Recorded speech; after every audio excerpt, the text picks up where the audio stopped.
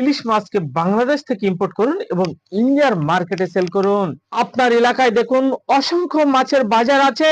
ইলিশ মাছের যে ইম্পোর্টের ব্যবসা, এটা হচ্ছে 1-2 ঘন্টার ব্যবসা। আপনার লোকালে অসংখ্য দেখুন মাছের বাজার আছে, সেই মাছের বাজারে সকালে সকালে বেরিয়ে পড়ুন। বেরিয়ে ওইসব যেসব মাছের বাজার আছে, এখানে যেসব হোলসেলার আছে তাদের সঙ্গে কন্ট্যাক্ট করুন, কথা বলুন।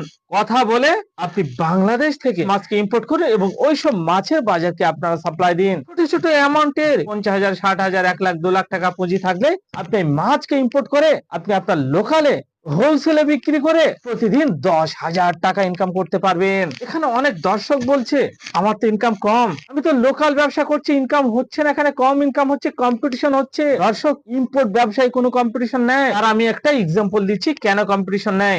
আপনি আপনার লোকালে দেখুন তো, আপনি কোনো ইম্পোর্টার খুঁজে পাবেন কিনা। আপনি সারাদিন দূরবীন দিয়ে খুঁজে বেড়ালেও আপনি একটি ইম্পোর্টার খুঁজে পাবেন না। তাহলে ইম্পোর্টে কম্পিটিশন কি করে হলো?